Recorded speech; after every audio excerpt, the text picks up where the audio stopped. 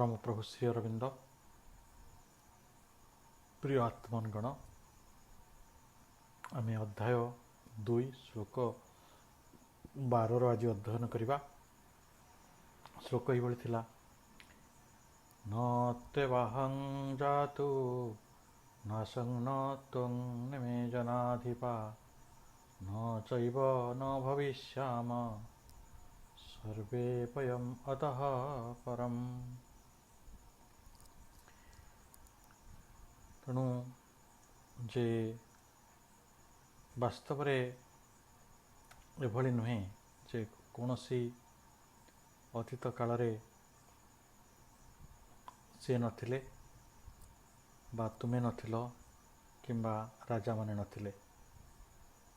न तुम न मे जनाधिपा न राजा माने नथिले एवं एभली न चैव न भविष्यम भविष्यत एपरि किछि घटिबे नहीं कि सर्वे वयम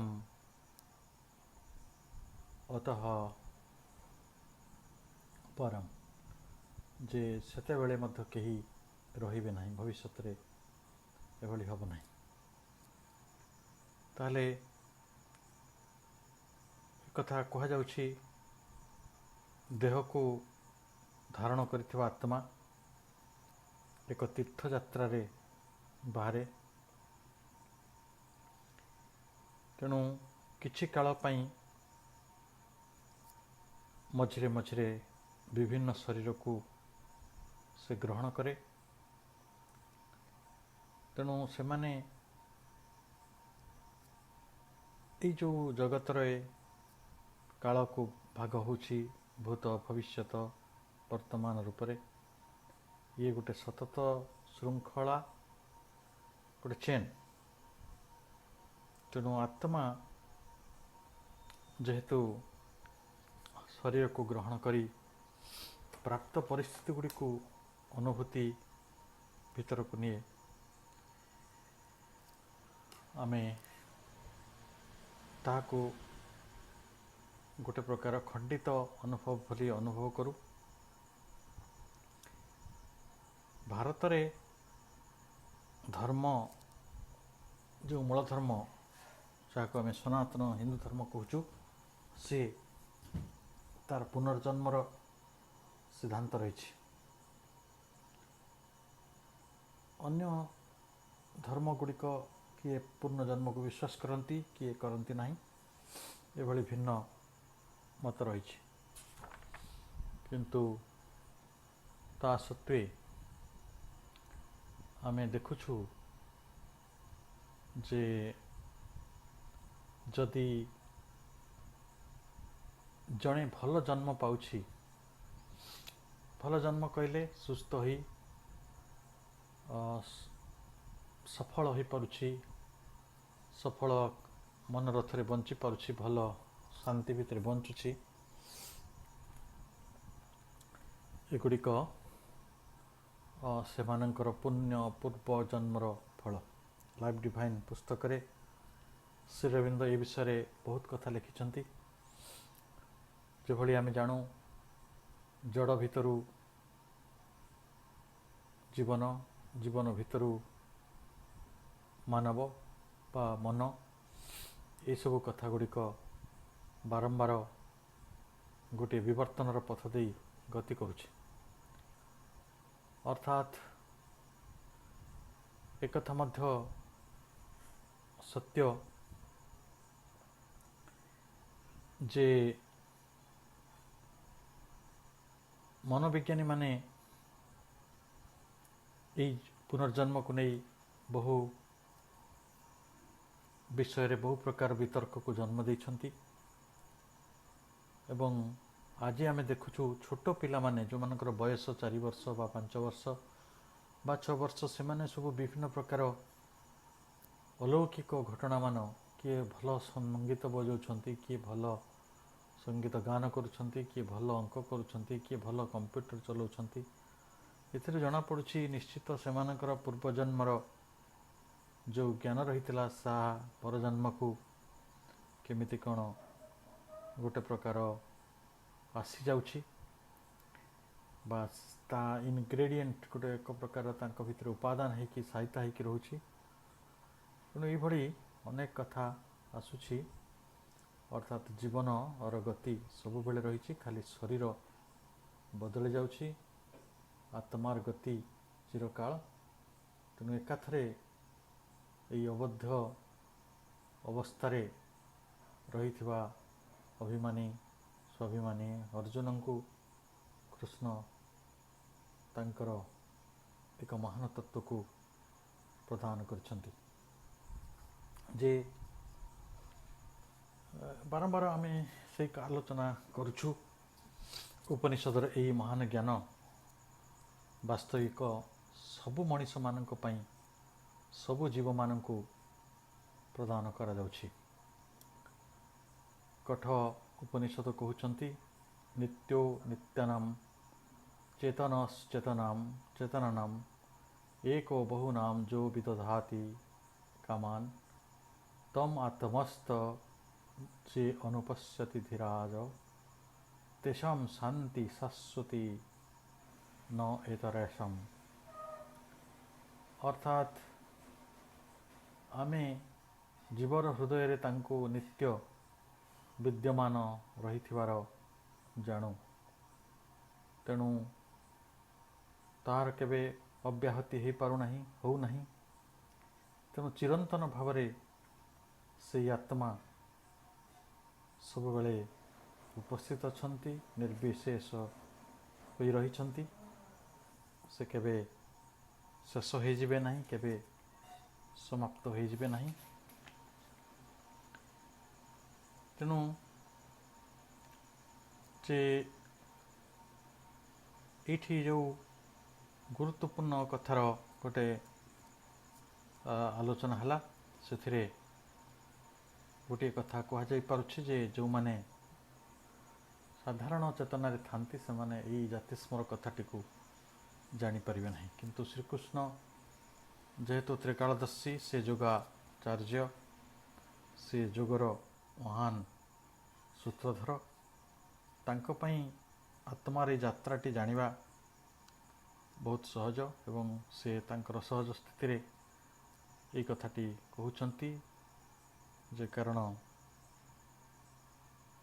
ତାଙ୍କର ବକ୍ତବ୍ୟ ହିଁ ପ୍ରାମାଣିକ, ଆଉ ତାଙ୍କର ବକ୍ତବ୍ୟ ହିଁ ଶାସ୍ତ୍ର ତିଆରି କରେ, ସତ୍ୟ ତିଆରି କରେ।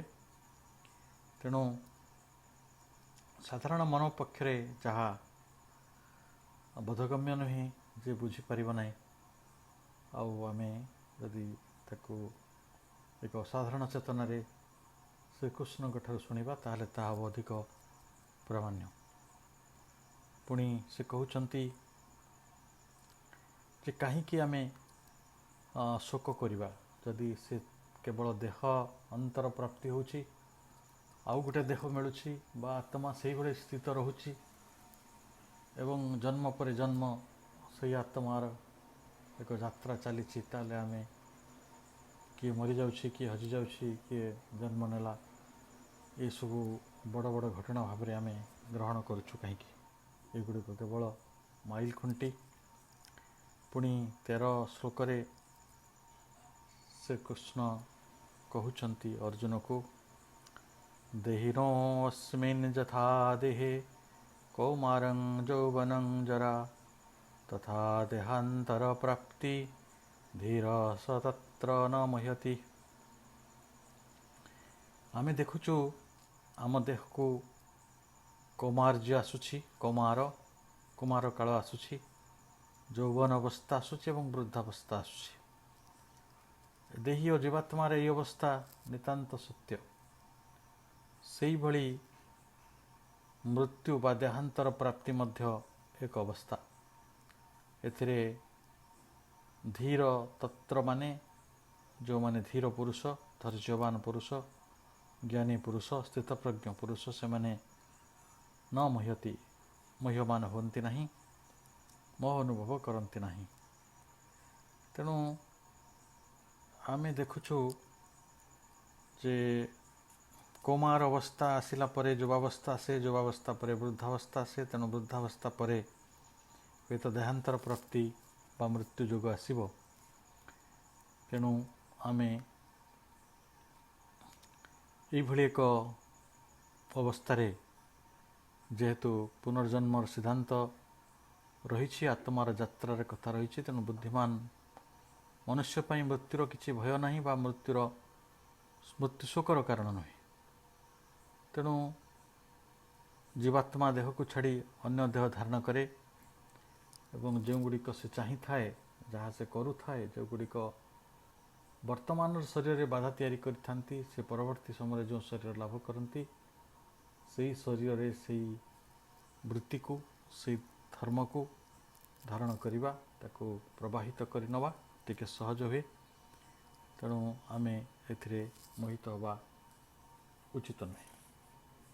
ताले यही जो मृत्यु ये गोटे परिवर्तन गोटे स्वाभाविक परिवर्तन जो भली आम निकट को यौवन आसीथिला वार्धक्य भी आसीथिला आउ ताही आमर पुणी गोटे देहांतर प्राप्ति हैला। किंतु आपण प्रश्न करि पारंती अनेक व्यक्ति कौमार अवस्था बा सेमानंकर युवक अवस्था देहत्याग करुछंती सेठी अवश्य वार्धक्य आसुना किंतु सेठी तार उत्तर बहुत अलग प्रकार हुए तो आत्मा से शरीर रे न रहिया पई एक प्रकार कोठी गोटे संगुप्त स्तर रे भावी नहीं थाए। किंतु आजिर जो दुर्घटना अपराध प्रवणता एवं गोटे चिकित्सा न पाइबा ये सब कथा गुड़िक साधारण घटना है। प्रकृत में अकाल मृत्यु गुड़ी को नहीं क्या दायी करा जाई परिबो कि तार एक आध्यात्मिक सत्य रही खोजा बहुत जरूरी। किंतु एक कथा सत्य जे जन्म परी मृत्यु मध्य एक घटना मृत्यु कहले ता जीवनर शेष कथा नुहे एवं आग को आम ए गति करिपरिबा। ताले पुणी से कृष्ण कहउछंती मात्रा स्पर्शास्तु कौन्तेय शीतोष्ण सुख दुःखदा आगम अपायिनो नित्यास्तातिथिख्यस्व भारत आगमापायिनो नित्यास्तातिथिख्यस्व भारत। कर्तव्य हे कुंती पुत्र सुख दुखर अस्थायी आविर्भाव एवं कालक्रमे सेमानंकर तिरभाव शीत और ग्रीष्म ऋतु भली आसे और जाए। जिभली कुमार यौवन जरार कथा कह जाउथला एठी पुणी कहगला शीतोष्ण सुख दुःखदा सुख दुख भली अस्थायी आविर्भाव बा जो शीत और ग्रीष्म ऋतु आसे से भली आमको आगमा अपायिनो नित्यास तेणु अपायिन ये आसवा जीवा ये जो अनित्य संसार अस्थायी भाव घटु थाए गुड़ी को सही जावा को चेष्टा कर स्थितिक्षस्व भारत ताको सही जावाई चेष्टा कर हे अर्जुन। तेणु कर्तव्य संपादन समय रे अनेक प्रकार सुख दुख सामना करिया को पड़िबो। अनेक प्रकार समयर परिवर्तन हुए पागर परिवर्तन हुए परिस्थितिर परिवर्तन हुए। तेणु ये आम देखीचु शीत उष्ण मध्य बदली जाए किछि दिन पर शीत पर ग्रीष्म आसे। तेणु आम देखुचु बहुत कथा जमती कि खरा पाखरे बसी आम माँ माने अनेक काम करती खरारे कृषक काम करती माँ माने चुली पाखरे काम करती से सहूचंती जीवन रे जलवायु गुड़िक अस्वच्छंद गुड़िक प्रतिकूलता गुड़िक सहीवाक पड़े। ताले से भली मृत्यु गोटे प्रतिकूल विषय भली आमको लगिपे गोटे सामयिक विच्छेद बा गोटे चिर गोटे प्रकार अत्यंत अविश्वसनीय परिस्थिति आमको गोटे बड़ वियोग को सहीवाक पड़े। से गुड़िक सहीवा छड़ा आम आगे बेसी किसी कथा नहीं, कारण ता हूँ गोटे अत्यंत संवेदनशील एवं नितांत सत्य, जार परिवर्तन एते संभव नुहे। जदि जन्मटी सत्य ताहले से भली मृत्युट मध्य सत्य। इठी आदि अंत थिला भली गोटे जीवन थाए एवं सेठी आमे ताको सहयोग पड़िबो। तापरे से कहउचंती यं हि न व्यथयन्त ते पुरुषं पुरुषर्षभ समदुःख सुखं धीरं समृतत्वाय कल्पते। तेणु आमे एठी तितिक्षार कथा कहगला। तितिक्षार व्याख्या हला जे सुख दुख रे समान रही है, समस्त दुखं सुखं धीर सो अमृतत्वाय कल्पते, से होचंती मुख्य लाभ निमंते योग्य होइथांती। आउ ना जही न व्यथयन्त्येते, जी केबे व्याकुल होयंती नहीं, सही पुरुष सब, से पुरुष श्रेष्ठ, से प्रकृत रे मुख्यर अधिकारी होइथांती, मुक्तिर अधिकारी होइथांती। मोक्ष कहले साधारण अर्थ रे जन्म मृत्युर चक्र उत्तीर्ण हो जावा नुहे, जेभली निर्वाण रे कह जाउछि। किंतु एठी अमृत कहले आनंद मध्य एक अमृत। तेणु आनंदर प्राप्ति, पूर्णतार प्राप्ति, हुए तो आहरी कुशलतार प्राप्ति, कौशलर प्राप्ति, एक आम जोगयुक्त अवस्थार सिद्धि बोली कहि परिबा, मोक्ष बोली कहि परिबा।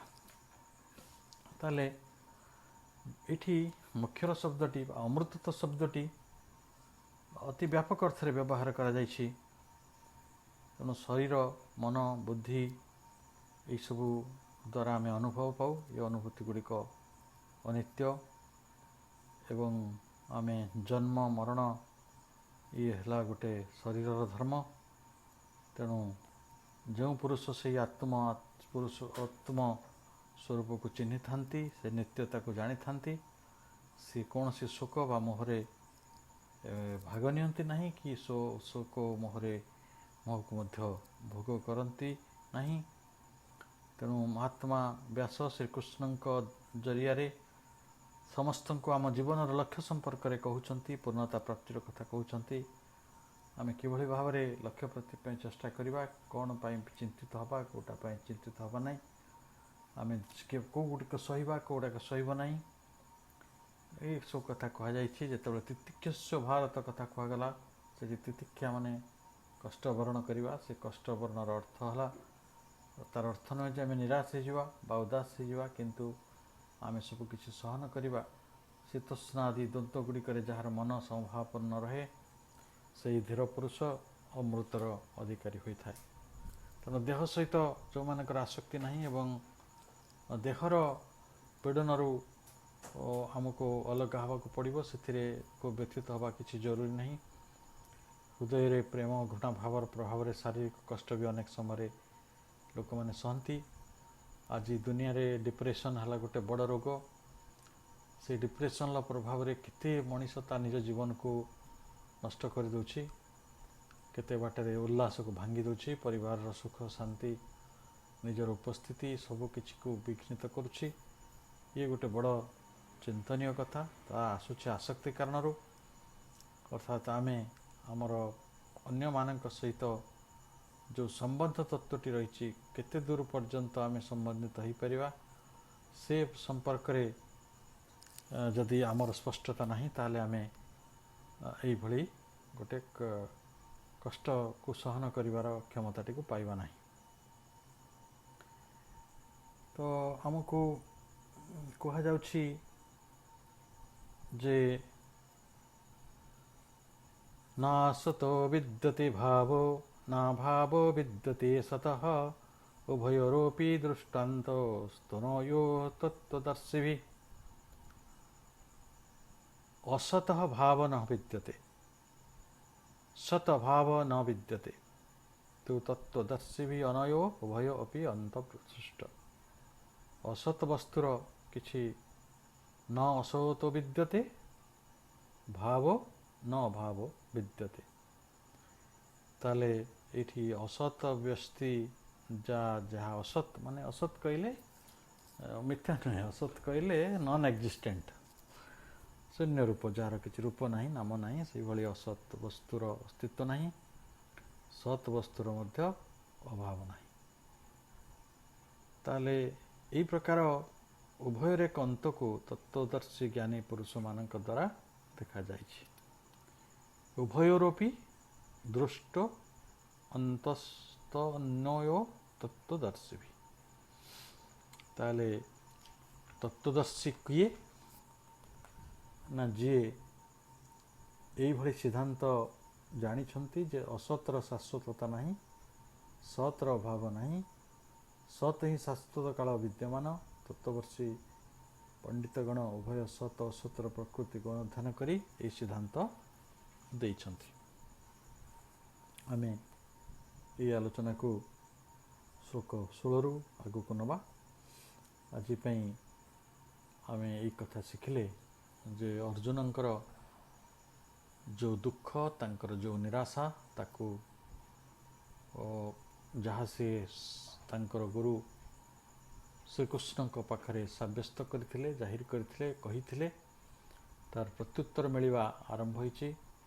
एवं श्रीकृष्ण से युद्धभूमि रे अर्जुन को निज उपदेश दबा आरंभ करिछन्ति।